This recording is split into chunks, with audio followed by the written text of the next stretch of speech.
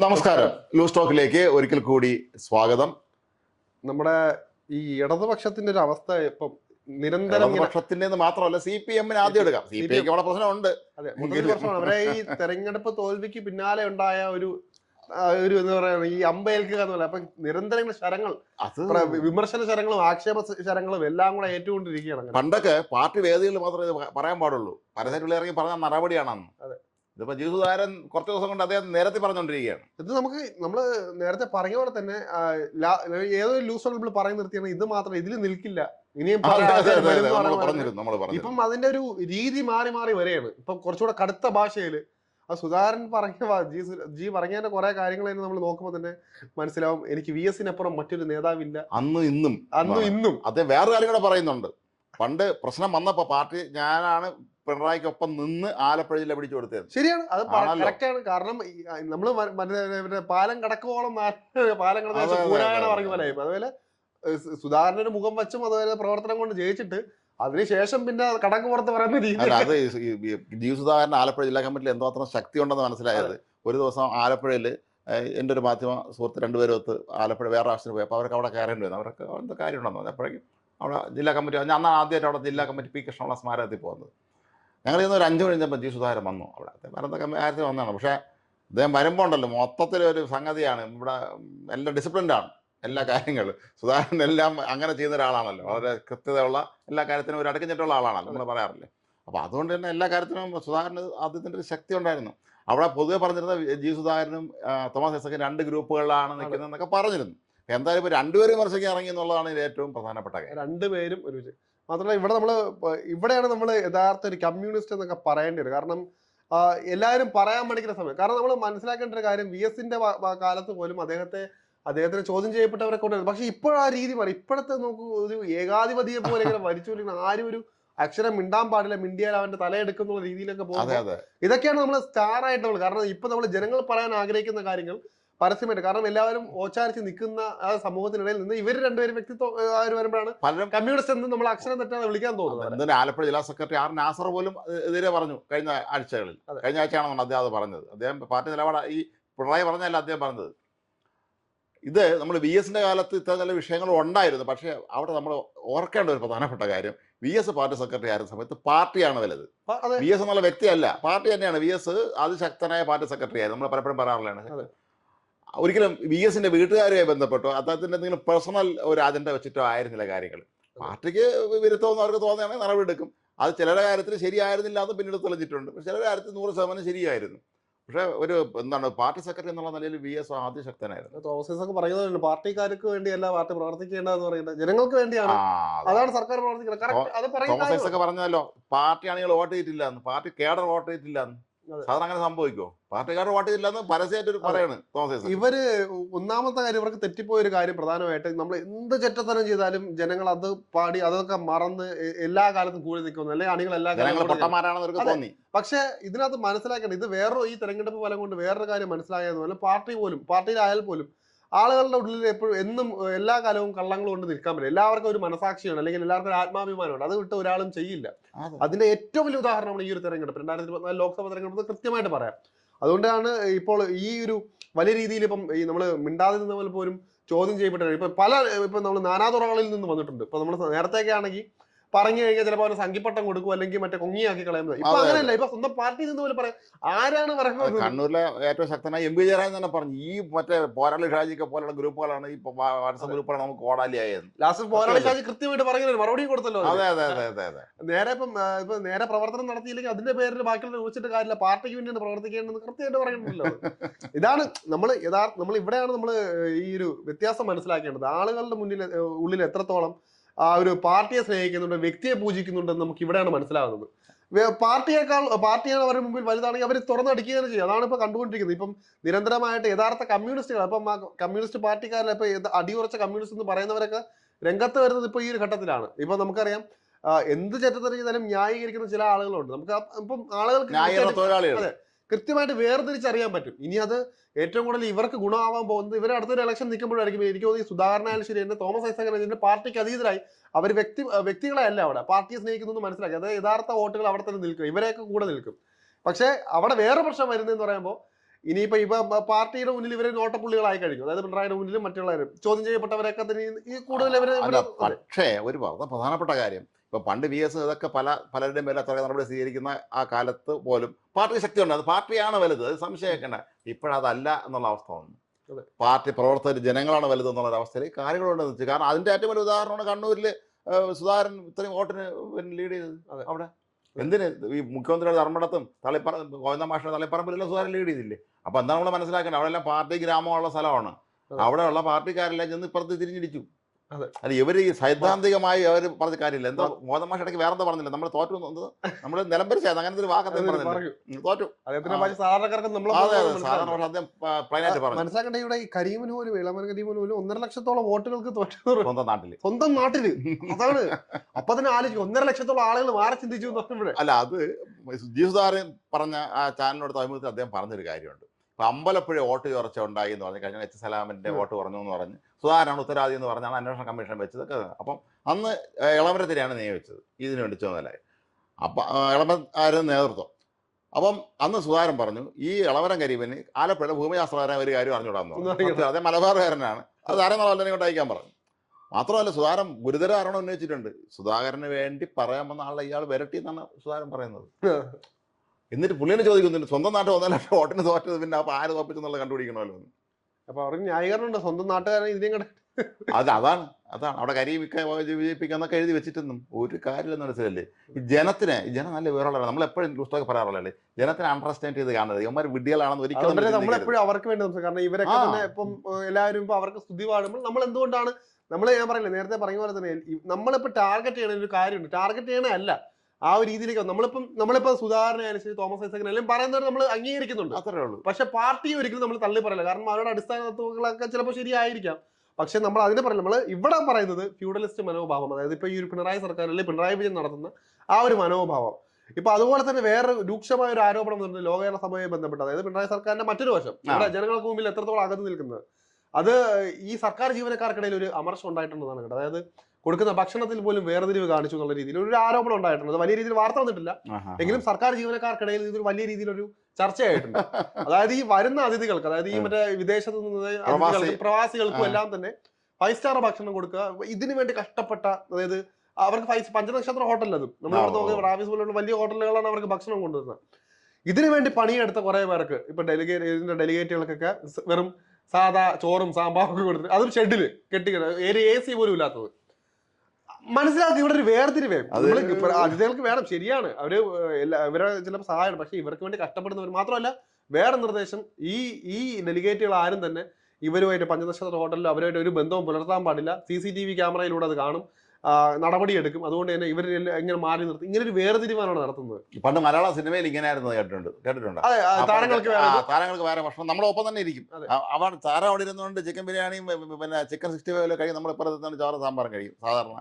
പണ്ട് ഉണ്ടായിരുന്ന പല നടന്മാർ ഇപ്പോഴും അതിനെക്കുറിച്ച് പറയുന്നുണ്ട്, പലരും പറയുന്നുണ്ട് അതേക്കുറിച്ച്. മണിയമ്പള രാജുക്കാർ അതിനെക്കുറിച്ച് ഒരിക്കൽ പറഞ്ഞ ഞാൻ കേട്ടായിട്ട് ഓർമ്മയുണ്ട്. അദ്ദേഹം പറഞ്ഞ അന്നത്തെ കാലത്ത് ഇത് വളരെ ഒരു സാധാരണ കാര്യമായിരുന്നു. പക്ഷേ ഏതോ ഒരു സിനിമയിൽ അഭിനയിക്കാൻ എത്തിയപ്പോൾ PJ ആന്റണി, അല്ലെ, നമുക്ക് ആദ്യമായിട്ട് മലയാളത്തിലെ ദേശീയമാരുടെ നടനാണ്. അദ്ദേഹം ഒരു വിപ്ലവകാരിയായിരുന്നു. അദ്ദേഹം കവിയായിരുന്നു, നാടകകൃത്തായിരുന്നു, നടനായിരുന്നു, എല്ലാമായിരുന്നു, തിരക്കഥാർത്ഥമൊക്കെ ആയിരുന്നു. അദ്ദേഹം വന്നപ്പോൾ ഇത് സംഭവിച്ചു. അദ്ദേഹം എല്ലാവരും കൂടെ ഇരിക്കണം. അപ്പോൾ അദ്ദേഹത്തിന് വേറെ ഭക്ഷണം. അപ്പോൾ ഇദ്ദേഹം കൊണ്ട് നോക്കിയപ്പോൾ അവർക്ക് ഇതൊന്നുമില്ല. PJ ആന്റണി പറ്റില്ല എന്ന് പറഞ്ഞു എന്നാണ്. എല്ലാവർക്കും ഒരു ഭക്ഷണം കൊടുത്തില്ലെങ്കിൽ ഞാൻ കഴിക്കില്ല എന്ന് പറഞ്ഞു എന്നാണ്. അങ്ങനെ പറയാനുള്ള ധൈര്യമുള്ള ആളും അന്നുണ്ടായിരുന്നു. അതുപോലെ ധൈര്യമുള്ളവരാണ് സുധാകരനും ഒക്കെ നമുക്ക് മനസ്സിലായില്ല. മനസ്സിലാക്കേണ്ട കാര്യമാണ് വിപ്ലവകരമായിട്ട് നമ്മൾ ഈ എല്ലാത്തിനും ഒരുപോലെ എന്ന് പറഞ്ഞിട്ട് ഇവിടെ എന്തിനാണ് വേർതിരിവ്, അതുപോലെ തന്നെ അത് മനസ്സിലാവണ്ട എന്തുകൊണ്ടാണെന്ന്. ഇതൊക്കെ ഒരു വേർതിരിവാണ്. ഇതാണ് നമ്മൾ മനസ്സിലാക്കേണ്ടത്. ഒരു തരംതിരിവ് എല്ലാത്തിനും കൊടുക്കുക. ഇവിടെ തന്നെ കണ്ടില്ലേ, ഇവിടെ സർക്കാർ ജീവനക്കാർ മാത്രമല്ല, അവരെ പറയാത്ത കാര്യം അവർക്ക് നാണക്കേടുണ്ടാവുന്നു, അല്ലെങ്കിൽ ജോലി പോകുന്ന പേടിയുണ്ടായിരിക്കും, അവരിതൊക്കെ വലിയ രീതിയിൽ ചർച്ചയാക്കുന്നത്. പക്ഷെ ഈ രീതിയിലാണ് നമ്മളെ കേരളത്തെ മൊത്തം ട്രീറ്റ് ചെയ്യുന്നത്. ഈ രീതിയിലാണ് ഇപ്പം പ്രവാസികൾക്കും മറ്റേ എന്ന് പറയുന്നത് പണമുള്ളവന് ഒരു നിയമം, സാധാരണക്കാർ ഇന്നും മിണ്ടാതെ ഓച്ചാനിച്ച് നിൽക്കുന്ന വേറൊരു നിയമം. ഇതാണ് ഇവിടുത്തെ. അതാണ് സോഷ്യലിസം, സ്വതന്ത്ര സോഷ്യലിസം എന്നൊക്കെയാണല്ലോ സ്വതന്ത്ര സോഷ്യലിസം എന്ന് പറയുന്നത്. സോഷ്യലിസം ആണെന്ന് മനസ്സിലായി. ഇവർ ഫാസിസ്റ്റ് ചീത്ത വിളിക്കുന്നുണ്ട്. ഫാസിസം എന്താണെന്ന് മനസ്സിലായി. നമ്മളെല്ലാം ഇവർ പ്രാക്ടിക്കലായി പറഞ്ഞു തന്നിട്ടുണ്ട്. കഴിഞ്ഞ ദിവസത്തെ കാലത്താണ് ഇന്ത്യയിൽ ആദ്യം ഫാസിസം എന്ന് പറഞ്ഞ സംഗതി നോക്കണം. നമ്മളെന്ന് പിന്നെ കുഞ്ഞുങ്ങളാണ്, നമുക്കറിയില്ല അന്ന് എന്താണ് സംഭവിച്ചത്. ഇപ്പൊ നമ്മളതെല്ലാം മനസ്സിലായി. ഇവിടെ വന്ന പോലീസ് വന്നപ്പോഴൊക്കെ മനസ്സിലായി, ഇതാണ് അടിയന്തരാവസ്ഥ നമുക്ക് മനസ്സിലായി. പണ്ട് ഇവരൊക്കെ എപ്പോഴും പറയാറ് ഞങ്ങൾ അവിടെ റെയ്ഡ് ചെയ്ത്, ഈ മാധ്യമത്തിൽ റെയ്ഡ് ചെയ്ത്, ദേശാഭിമാനി റെയ്ഡ് ചെയ്ത്. ഒരിടത്തും റെയ്ഡൊന്നും ചെയ്തിട്ടില്ലായിരുന്നു. പേടിച്ച് വിറച്ചവർ ഈ അവിടുത്തെ ഗവൺമെൻറ് സെൻസർ ഉണ്ടായിരുന്നു. ആ സെൻസർ കണ്ടിട്ട് മുഴുവൻ വാർത്ത ഇവിടെ ആവും. ഇവരതെല്ലാം കണ്ട് സാറേ ഇതൊന്ന് നോക്കിയിട്ട് ഒപ്പിട്ടെന്നാൽ ഞങ്ങൾ കൊടുക്കാമെന്ന് പറഞ്ഞ് നിന്നവരാണ്. അവർ ഞങ്ങൾ ധീരമായി പോരാടുന്നത്. പോരാടിയതാര്?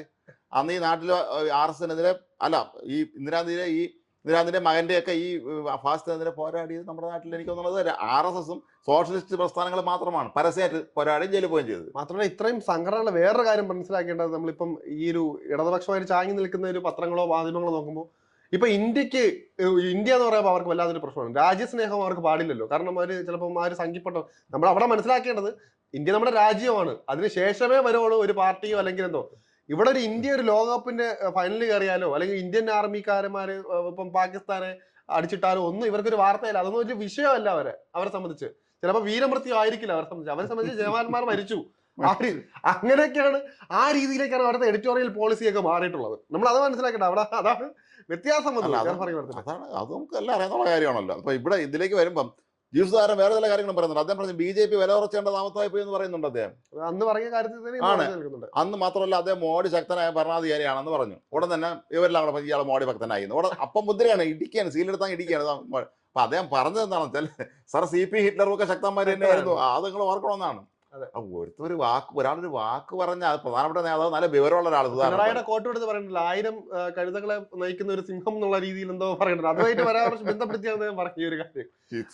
അപ്പം ഇങ്ങനെയാണ് നമ്മള് ശക്തനായി ഇവിടെ നമുക്ക് അതാണ് പ്രശ്നം. ഇപ്പൊ ഒരു കാര്യം ചൂണ്ടിക്കാണിക്കാൻ പറ്റില്ല. ഇവര് പ്രശ്നം എന്താ ഇതാണ്, ഇവർക്ക് വിമർശനങ്ങൾ, ഇവർക്ക് ഭയങ്കര പ്രശ്നമാണ്, അവർക്ക് അലർജിയാണ്. അവർക്ക് പറ്റില്ല. അത് ആരും ഒന്നും പറയില്ല, തിരുത്താൻ പാടില്ല, ഇവിടെ മാധ്യമങ്ങൾ മിണ്ടാൻ പാടില്ല, സാധാരണക്കാർക്ക് ഇതിൽ പ്രശ്നം ഉണ്ടായാൽ ചോദ്യം ചെയ്യാൻ പാടില്ല. ഇപ്പൊ എന്താ പറയുക, ഏകാധിപതിയെ പോലെ ജീവിക്കും, പക്ഷെ ബാക്കിയുള്ളവരെല്ലാം അടിമകളായിട്ട് നടക്കണം. ഇതെല്ലാം തന്നെ നമ്മൾ നോക്കുക, ഒരു രാജഭരണ കാലത്തെക്കാളും ഏറ്റവും വലിയ അതിനേക്കാൾ ഒരു ചോദ്യം, ഒരു കംപ്ലൈന്റ് പറയാൻ പാടില്ല. അങ്ങനത്തെ രീതിയിൽ ഇവിടത്തെ ജനങ്ങൾ ഇപ്പൊ മടുത്തിട്ടാണ് ഈ ഒരു ഇത് കൊടുത്തിട്ടുള്ളത്. അല്ല, അത് സുധാകരനും പിന്നെ തോമസൊക്കെ പറഞ്ഞ വളരെ ശരിയാണ്. MP ജയരാജൻ പറഞ്ഞത് ശരിയാണ്. കാരണം ഈ ഇത്തരത്തിലുള്ള ഈ വ്യാജ പ്രചരണം എന്തിന് മറ്റേ KK ലതിക മുൻ MLA അവരെ കൊണ്ട് പ്രചരിപ്പിച്ചത് മറ്റേ കാഫിർ എന്നുള്ള ആ പ്രയോഗം, ഷാഫിയെ തോൽപ്പിക്കാൻ വേണ്ടി. എന്തൊരു പ്രത്യേകമാണ് ഒരു ഇടതുപക്ഷ പ്രസ്ഥാനം ഇങ്ങനെ ചെയ്യുന്നു. അവരിപ്പോ പിൻവലിച്ചിരിക്കുന്നു പോസ്റ്റ്. അപ്പൊ അതിന്റെ അർത്ഥം ഇവരെല്ലാവരും പ്രൊഫൈൽ ലോക്കാക്കി കളഞ്ഞു. അപ്പൊ അതിന്റെ അർത്ഥം ഇവരെല്ലാം ഇതിൽ പങ്കെടുത്തിരുന്നു എന്നുള്ളതാണ്. അവർക്ക് നിഷേധിക്കാൻ കഴിയില്ല ആ കാര്യത്തിൽ. അവര് പറഞ്ഞ അല്ലെ ഒരു വിശദീകരണം വന്നില്ല, അവർക്ക് വിശദീകരണം നൽകാം, അല്ലെങ്കിൽ തെറ്റുപറ്റിപ്പോയി പറയാം. എന്ത് വിശദീകരണം കൊടുക്കാൻ നാട്ടുകാർ, കാരണം ആൾക്ക് വിവരം ഉണ്ടെന്ന് ഇപ്പൊ നിങ്ങൾക്ക് മനസ്സിലാക്കാണ്. കൂടുതൽ വിശദീകരിക്കുമ്പോൾ കൂടുതൽ അവസ്ഥാവുന്നു. ഈ പോരാളി ഷാജി പോലും ഇപ്പൊ നേരത്തെ പറഞ്ഞ പോലെ തന്നെ ചോദ്യം ചെയ്യപ്പെട്ട് വന്നിട്ടുണ്ടെങ്കിൽ എത്രത്തോളം സങ്കീർണമായിട്ട് അവരെ പാർട്ടിക്കകത്ത് പ്രശ്നങ്ങൾ നടക്കുന്നു എന്നതിനുള്ള ഒരു ഉദാഹരണം കൂടെയാണ്. കാരണം ഇതിന്റെ അസ്വസ്ഥതകൾ, കാരണം ഇവരൊക്കെ ഈ 1-2 പേരൊക്കെ ഈ കടന്ന് കാണിച്ച് ഭരിച്ച് മുടിക്കുന്നതെല്ലാം തന്നെ ആ ഒരു പാർട്ടിയുടെ എന്താ പറയുക കത്തി നശിക്കുന്നതിന് കുറച്ചുകൂടെ ആക്കാൻ കൂട്ടാണ്. ഇപ്പം എരിയുന്ന പാർട്ടി കുറച്ചുകൂടെ മണ്ണെണ്ണ ഒഴിക്കുന്നതിന് തുല്യമാണ് കാണിക്കുന്ന ഓരോ പറഞ്ഞിട്ടുണ്ടല്ലോ. തോറ്റ ഉത്തരവാദി ഞങ്ങളൊന്നും അല്ല, നേതാക്കന്മാരും മക്കളും ഞങ്ങൾ ഇടനിലയ്ക്കാൻ പോയതും കച്ചവടം നടത്താൻ പോയതിന്റെ കാരണം കൊണ്ടാണ് ഈ പോയത്. മാത്രമല്ല അവരെ സംബന്ധിച്ച് ഈ നിമിഷം വരെ അവർ എന്ത് തെറ്റ് ചെയ്തിട്ടില്ല, അവർ ന്യായീകരിച്ചിട്ടേ ഉള്ളൂ. കാരണം അത് മനസ്സിലാക്കുക, ഇവർ എന്ത് വിഴുപ്പും ചുമക്കുന്ന ഒരു ബാധ്യതയും കൂടെ അവർക്കുണ്ടായിരുന്നു. അവരെ സോഷ്യൽ മീഡിയയിലൊക്കെ തന്നെ അവർ അത്രയും രീതിയിൽ ന്യായീകരിച്ചിട്ടുണ്ട്. അത്രയും നമ്മൾ കണ്ടിട്ടുള്ളതല്ലേ, എത്ര ആൾക്കാരാണ് ചെയ്തിട്ടുള്ളത്. സംബന്ധിച്ച് കാര്യം കാണുന്നവരേ ഉള്ളൂ. അത് കഴിഞ്ഞ് ഔട്ട്. അതെ, എന്താണ് കടക്ക് പുറത്താണ്. അവരൊക്കെ ആവശ്യം കഴിഞ്ഞു, തോൽക്കുകയും ചെയ്തു. ഇനിയിപ്പോൾ എമാരെ കൊണ്ട് തൽക്കാലം ആവശ്യമില്ലെന്ന് സത്യം അവർക്ക് മനസ്സിലായി. അല്ല, പണ്ട് പിന്നെ CPM ഇപ്പം MP രാഘവൻ അന്ന് ബദൽ രേഖ കൊണ്ടുവരുന്നു, മറ്റേ ലീഗ് പോലുള്ള കക്ഷികളെ ഒന്നിച്ച് പ്രവർത്തിക്കാനൊക്കെ പറഞ്ഞ് അന്ന് അവരെ പേരൊന്നും അടുത്ത് പറഞ്ഞില്ല. ചിലർ പലരും മരിച്ചുപോയി. അന്നത്തെ പ്രമുഖരായ നേതാക്കൾ മുഴുവൻ MP രാഘവന്റെ കൂടെ നിന്നാണ്. സമയമാകുമ്പോൾ എല്ലാവരും മരണം ചാടി MPR ഒറ്റയ്ക്കായി. പക്ഷേ എന്നിട്ടും MPR ധീരനായ ഒരാളായതുകൊണ്ട് അത് പിന്മാറിയില്ല. അദ്ദേഹം നിലപാട് ഉറച്ചിരുന്ന് പാർട്ടിയിൽ നിന്ന് പുറത്താക്കി അദ്ദേഹത്തെ അങ്ങേറ്റം ക്രൂരമായി കൈകാര്യം ചെയ്തു. അദ്ദേഹത്തെ നിയമസഭയ്ക്കകത്തിട്ട് വരെ അടിച്ചു. അത്രയും വരെ ചെയ്തു. പക്ഷേ അന്ന് MP രാഘവനെ സംബന്ധിച്ച് K കരുണാകരൻ ഇപ്പുറത്തെ ഒരാളുടെ സംരക്ഷിക്കാൻ, അത്രയും കാലം കരുണാകരനെ ചീത്ത വിളിച്ചുകൊണ്ടിരുന്ന ഒരാളെ സംരക്ഷിക്കാൻ K കരുണാകരൻ വന്നു. എനിക്കൊന്നും ഒറ്റ കയ്യടി കൊണ്ടാണല്ലേ ഒരു സ്റ്റേജിലേക്ക് കടന്നു വന്നപ്പോ ഒരു കയ്യടി കൊണ്ടാണ് അദ്ദേഹത്തിന്റെ എന്നാണ് പറയപ്പെടുന്നത്. പ്രമുഖന്റെ വന്നപ്പോ. അല്ല, മാത്രമല്ല ഈ MPR എന്ന് പറഞ്ഞാൽ അന്നൊരു ഭയങ്കര ക്രൗഡ് ഫ്ലോർ അല്ലേ. നമ്മളെ കുട്ടിക്കാലത്ത് നമ്മളവിടെ നെടുമ്പങ്ങാട്ടൊക്കെ അല്ലെ ഈ MPR പ്രസംഗം പറഞ്ഞാൽ ഭയങ്കര ഇതാണ്, നമ്മളെല്ലാം കേൾക്കാൻ പോകും. കാരണം അത് പ്രത്യേക ശൈലിയിലാണ്. എനിക്ക് തോന്നുന്നത് അദ്ദേഹം ഒരു ചോദ്യം ചോദിച്ച് ഉത്തരം പറഞ്ഞു. നമുക്ക് ഇപ്പം പന്നിന് ചില പ്രസംഗം തോന്നും, പക്ഷേ അദ്ദേഹം വേറെ രീതിയാണ് MPRൻ്റെത്. വളരെ രസകരമാണ് MPRൻ്റെ പ്രസംഗം, പിന്നെ വളരെ ശക്തമാണ്. പിന്നെ പാർട്ടിക്കാരൊരു ആവശ്യം ഉണ്ടെന്നുണ്ടെങ്കിൽ MPR എവിടെ ഇടപെടുമായിരുന്നാണ് പറഞ്ഞത്. അതേ ബസ്സിൽ വരുമ്പോൾ അവിടെ പാർട്ടിക്കാർ ആരെ തല്ലുന്നുണ്ട് കൂടെ ഇറങ്ങി അവരെ സഹായിക്കാൻ പോയെന്ന് കേട്ടു. സത്യമാണോ എന്ന് പറഞ്ഞത്. അപ്പൊ അത്ര ബോൾഡായ ഒരാളാണ്. പിന്നെ ഉള്ളത് ഗൗരിയമ്മ. ഗൗരിയമ്മയെ പോലെ ഒരാളിനെ അല്ലെങ്കിൽ എം.വി. ആറിനെ പുറത്താക്കാൻ CPM-ന് മാത്രമേ കഴിയൂ എന്ന് നമ്മളൊക്കെ അന്ന് കരുതിയിരുന്നു. കാരണം പാർട്ടി ശക്തമായിരുന്നു. ഇന്നായി നടക്കുമോ? ഇന്ന് ഗൗരിയമ്മയും പിന്നെ എം.വി. ആർ ഇന്ന് പാർട്ടിയിൽ ഉണ്ടായിരുന്നെങ്കിൽ അവരെ പുറത്താക്കാൻ പറ്റൂലായിരുന്നു.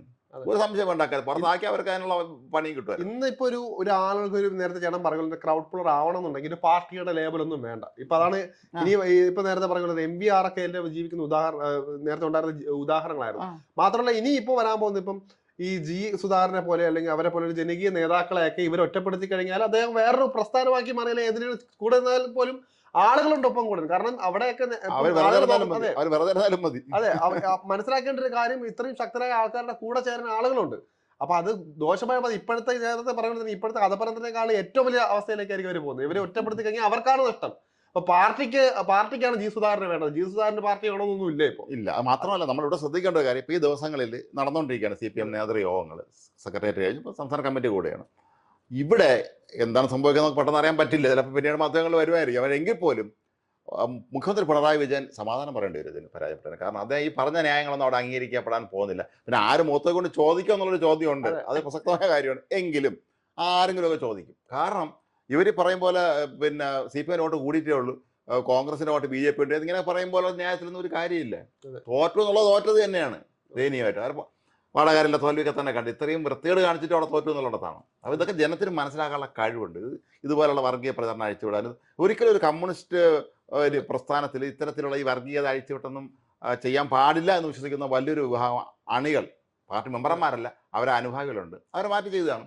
മറ്റേ സന്ദേശ സിനിമയിൽ ഇയാൾ പറയുമല്ലോ, ബോബി കൊട്ടാരക്കയുടെ കഥാപാത്രം ഉത്തമം പറയുമല്ലോ, നിഷ്പക്ഷരെന്നും പറഞ്ഞത് പറയാനുണ്ടോ, അവന്മാരാണ് നമുക്ക് പണിയെന്ന്. അത് കറക്റ്റാണ്. ഈ നിഷ്പക്ഷരാണ് ഇവർക്കെല്ലാം ഈ തോപ്പിച്ചു വിട്ടത്. ഇതിൽ അത്ഭുതപ്പെടുത്തുന്ന ഒരു കാര്യം എന്ന് പറയുമ്പോൾ ഇത്രയും നേരത്തെ പറയാം ഇപ്പം ഒരു ഗ്രൂപ്പിലേക്ക് ഒതുങ്ങി ഇപ്പം ഒരാളുടെ തലയിലേക്ക് ചുമതല ഈ പ്രശ്നങ്ങളൊക്കെ നമ്മൾ ആരോപിക്കപ്പെടുമ്പോഴും എതിർപക്ഷം ഇത്രയും വലിയ ശക്തരാണ്. ആ ഒരു പാർട്ടിക്ക് അത് രണ്ടായിട്ട് തിരിക്കും. ഒന്ന് പിണറായി ഗ്രൂപ്പും മറ്റൊരു ജനകീയമായിട്ട് കൂട്ടാം. എന്നിട്ട് പോലും എന്തുകൊണ്ട് ഇപ്പോഴും കീഴ്പ്പെടുത്താൻ പറ്റാതെ ഇപ്പോഴും അജയ്യനായിട്ട് മുന്നോട്ട് പോയിക്കൊണ്ടിരിക്കുകയാണ്? കാരണം ഇവിടെ ഇപ്പൊ ഇത്രയും വിമർശനങ്ങളും ആരോപണങ്ങളും നാണക്കേടുകളും എല്ലാം കേട്ടിട്ട് ഇപ്പോഴും ആ ഒരു രീതി, രാജഭരണ രീതിയാണ് ആ പാർട്ടിയിൽ തുടരുന്നത്. ഏകാധിപതി പോലെ ഇങ്ങനെ വന്നുകൊണ്ടിരിക്കുകയാണ്. പാർട്ടിയുടെ ആപത്ത് പല രീതിയിൽ ഇപ്പോൾ മുന്നറിയിപ്പുകൾ വന്നു കഴിഞ്ഞു. എന്നിട്ടും ഇപ്പോഴും നേരത്തെ പറഞ്ഞു കൊടുത്തത് ഇങ്ങനെ പോയിക്കൊണ്ടിരിക്കുകയാണ്. ഇവിടെ ഇപ്പോഴും ഒരു മാറ്റം വന്നിട്ടില്ല. ഇത് എത്ര കാലത്തേക്ക് ഇങ്ങനെ എന്താണെന്ന് വെച്ചാൽ അത് ഈ പാർട്ടിയിൽ എല്ലാ പാർട്ടിയിലും ഉണ്ട്. ഈ പാർട്ടിയിലും മഹാരഥന്മാരുടെ കാലം കഴിഞ്ഞു എന്നുള്ളതാണ്. ആലോചിച്ചു ഒരു കുറേ വർഷം മുമ്പ് എടുത്തു നോക്ക്, ഒരു 30-40 വർഷം മുമ്പ് എടുത്തു നോക്ക്. അന്ന് പിന്നെ EMS ഉണ്ട്, VS ഉണ്ട്, പിന്നെ MO ലോറൻസ്, നീണ്ട നിരയാണ്. ശിവദാസ മേനോൻ, വിശ്വനാഥ മേനോൻ, 100 പേരുണ്ട്. ആ സ്റ്റേച്ചറിലുള്ള അതുപോലെ ത്യാഗികളായിട്ടുള്ള പാർട്ടിക്ക് വേണ്ടി ജീവിതം ഒഴിഞ്ഞു വെച്ച ഈ ബാലാനന്ദൻ എത്രയോ പേരുണ്ട്, സി കണ്ണൻ ഒക്കെ ഉണ്ട്. ഇന്ന് ആ സൈസുകളില്ല.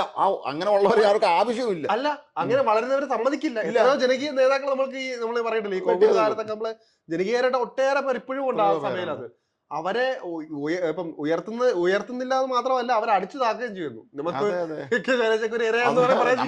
നമ്മൾ ഈ ലൂസ് ടോക്കിൽ പലപ്പോഴും പറഞ്ഞിട്ടുള്ള കാര്യമുണ്ട്. സുരേഷ് ഗോപിനെ പോലുള്ള ആളുകൾ അവരൊന്നും ഇപ്പൊ നേർത്തലില്ല. അവരെക്കാട് മുന്നിൽ നിർത്തേണ്ട, ജനങ്ങൾക്ക് വേണ്ടപ്പെട്ട, ജനങ്ങൾ അംഗീകരിക്കുന്ന. ഇന്ദിരാഗാന്ധി മരിച്ച 1984 ഇത്രയും വലിയ തരംഗം ഉണ്ടായിട്ട് പോലും കോട്ടയത്ത് നിന്ന് സുരേഷ് കുറുപ്പ് ജയിച്ചിട്ടുണ്ട്. അങ്ങനെയുള്ള ഒരാൾ അതെ. അതുപോലെ ഒരാളാണ് എനിക്ക് തോന്നിയിട്ടുള്ളത് കണ്ണൂരിൽ നിന്നുള്ള CKP പത്മനാഭൻ, പഴയ DFIയുടെ അതൊക്കെ കർഷക സംഘത്തിന്റെ ഒക്കെ. അവർ നമ്മൾ കേൾക്കുന്നത് പോലും അവർക്ക് എവിടെയാണെന്നുള്ളത്. അപ്പൊ അങ്ങനെയുള്ള ജനങ്ങൾ അംഗീകരിച്ച, ജനങ്ങൾക്ക് മുമ്പിൽ നല്ല ഇമേജ് ഉള്ള ആളുകൾക്ക് ആവശ്യമില്ല. ഈ പറഞ്ഞ പോലെ നാട്ടുകാരെ ചീത്ത വിളിക്കുന്നവരെ അല്ലെങ്കിൽ ഭീഷണിപ്പെടുത്തുന്നവരെയും വെല്ലുവിളിക്കുന്നവരെ, ഈ വെല്ലുവിളിയൊന്നും ആൾ അംഗീകരിക്കില്ല കേട്ടോ. വെല്ലൊക്കെ വിളിക്കാം, വെല്ലുവിളിക്കാം, തോമച്ചനുണ്ടെങ്കിൽ വാടാന്നൊക്കെ വിളിക്കാം. പക്ഷെ ആളിപ്പുറത്ത് നോക്കി ചിരിയാ, നിനക്കേ പറ്റിയിട്ടുണ്ടെന്ന് ആളിപ്പുറത്ത് നോക്കി ചിന്തിക്കും.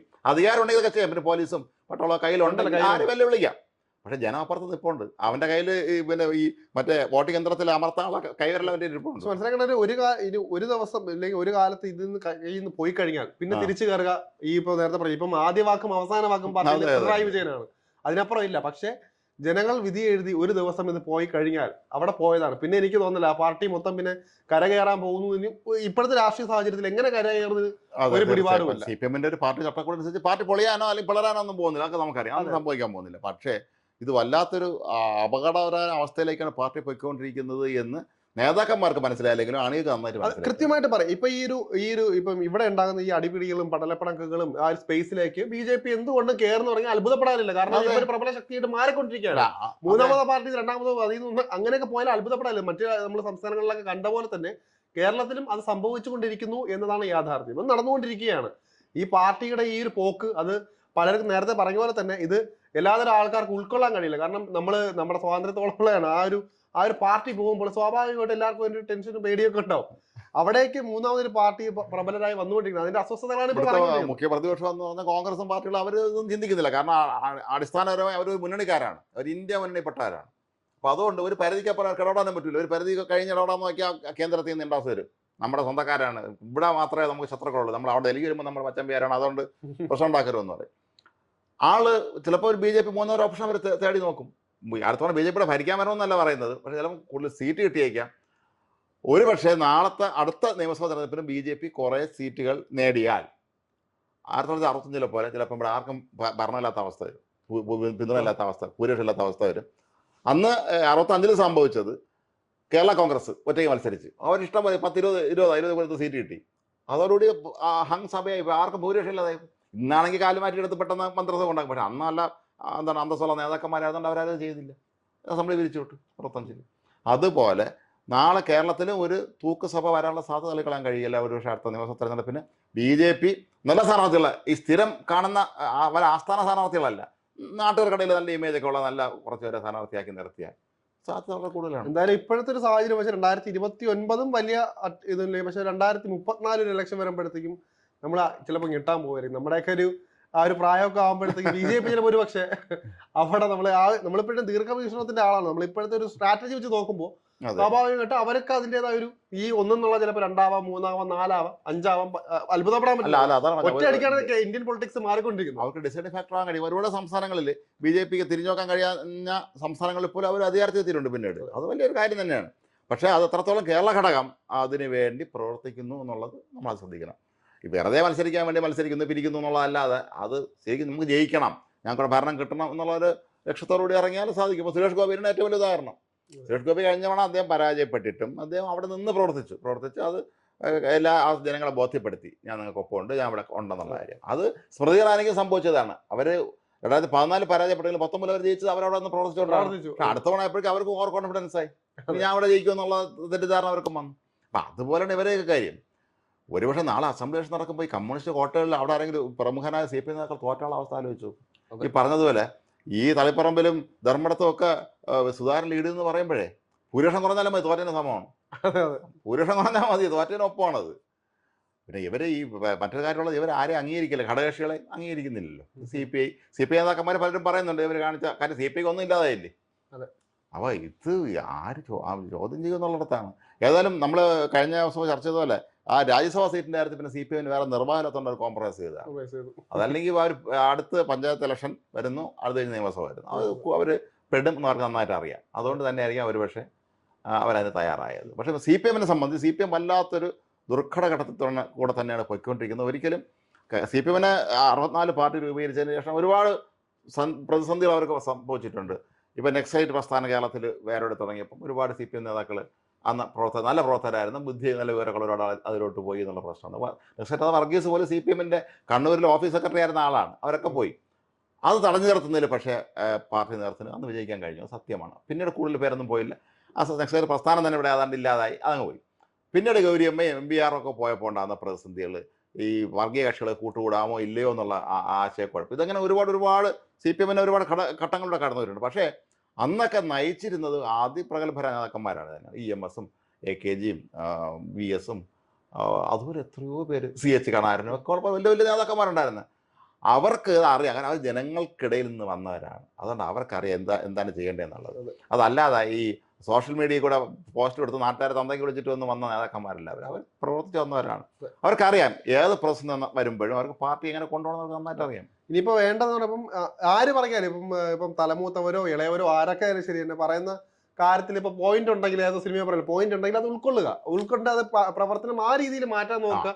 അല്ലാതെ ഇത്രയും കാലം നമ്മൾ സ്വന്തം പോലെ ഇങ്ങനെ ഏകാധിപതിയായിട്ട് ജീവിക്കുന്ന ഒരു കാര്യമൊന്നും നടക്കില്ല. അപ്പം കൃത്യമായ ഇപ്പം ഈ ഒരു പൊളിറ്റിക്കൽ അനലിസ്റ്റുകളൊക്കെ കുറേ പേരുണ്ട്. അവരുടെ ഉപദേശങ്ങളെ കേൾക്കാം, PR ടീമിന്റെ മാത്രം കേട്ടുകൊണ്ടിരിക്കാതെ ഇതൊക്കെ കേട്ട് PR ഇനി എങ്ങനെയൊക്കെ നന്നാക്കാൻ പറ്റുമെന്ന രീതിയിൽ നന്നാക്കിയില്ലെങ്കിൽ ഏറ്റവും വലിയ ടീമിന്റെ ഉപദേശം കാണാണ് ഇപ്പൊ ഈ പരുവത്തിലായെന്ന് തോന്നുന്നത്. കാരണം അല്ലാതെ ഈ പാർട്ടിയിലെ എത്രയോ പേരുള്ള നല്ല ജനബന്ധമുള്ള നല്ല അറിവും ഒക്കെ ഉള്ള എത്രയോ പേരുണ്ട്. ഒരുപക്ഷെ കേരളത്തിൽ ഏറ്റവും അധികം ഇത്രയും പ്രഗത്ഭ മിടുക്കന്മാരെ ബുദ്ധികളെ ആളുള്ള CPM തന്നെയായിരിക്കും. പക്ഷെ അവർക്ക് എന്ത് വില? എന്തായാലും അപ്പൊ നമുക്ക് ഇനി കണ്ടറിയേണ്ടത് ഇനി വീണ്ടും നമ്മൾ നേരത്തെ കഴിഞ്ഞ ലൂസ് ടോക്കിലൊക്കെ പറഞ്ഞു നിർത്തിയ പോലെ തന്നെ ഇനി ഇപ്പൊ തീർന്നില്ല. ഇലക്ഷൻ കഴിഞ്ഞിട്ട് ഈ റിസൾട്ട് വന്നിട്ട് ഏകദേശം 1-2 ആഴ്ചയായി. ഇനിയിപ്പോ ആരോപണങ്ങളും പ്രത്യാപനങ്ങളും എല്ലാവരും ഇറങ്ങും. ഇത്രയും കാലം ഇല്ലാത്ത സംഭവം. ഈ പരസ്യമായിട്ട് അവർ ഇറങ്ങിയത് ആദ്യ സംഭവമാണ്. അങ്ങനെ ആരും പരസ്യമായിട്ട് വന്നിട്ടില്ല. പരസ്യം വന്നിട്ടുണ്ടെങ്കിൽ അവർ പാർട്ടിയിൽ നിന്ന് പോയിട്ടുണ്ട്. പക്ഷേ ഇവരെ പാർട്ടിയിൽ നിന്ന് തൽക്കാലം സത്യം വിളിച്ച് പറഞ്ഞ ജീവസുധാരനെയോ ഐസക്കിനെയോ അല്ലെങ്കിൽ ആലപ്പുഴയിലെ സെക്രട്ടറി മാറ്റാൻ പറ്റില്ല. പോലെ വടിയെടുക്കുന്നില്ല, വേണേ ഫോണിൽ വിളിച്ച് അപേക്ഷിക്കാം, അങ്ങനെയൊന്നും പറയാതിരിക്കാം. പഴയ പോലെ വടിയെടുക്കാൻ പറ്റില്ലല്ലോ ആ രീതിയിൽ. അപ്പൊ എന്തായാലും ഇനി കാണാൻ ഏതായാലും കാണാം ഇത്. കാരണം CPM-നെ സംബന്ധിച്ച് അവർ വല്ലാത്ത അവരെ ഒരുപക്ഷെ കേരളത്തിൽ 64-ന് ശേഷം ഒരുപക്ഷെ നേരിടാൻ പോകുന്ന ഏറ്റവും ദുർഘടമായ ഘട്ടത്തിലാണ് കടന്നു പോയിക്കൊണ്ടിരിക്കുന്നത്. കാരണം ആര് ഇവരെ രക്ഷിക്കും എന്നുള്ളതാണ്. രക്ഷകൻ നഷ്ടപ്പെട്ട ഒരവസ്ഥയിൽ ബന്ധം വിട്ട് പോയിക്കൊണ്ടിരിക്കുകയാണ്. കപ്പിത്താനുണ്ട്, രക്ഷയില്ല എന്നുള്ളതാണ് CPM-ന്റെ നിലവിലെ അവസ്ഥ. ഏതായാലും നമുക്ക് രാഷ്ട്രീയ കേരളം ഇക്കാര്യം നമുക്ക് കാത്തിരുന്ന് കാണാമെന്ന് മാത്രമേ പറയാൻ കഴിയുള്ളൂ. ഇനി അതുള്ള ദിവസങ്ങളിലും പലരും ഇതുപോലെ രംഗത്തെത്താനുള്ള സാധ്യതയും തള്ളിക്കളയാൻ കഴിയുകയില്ല. നമസ്കാരം.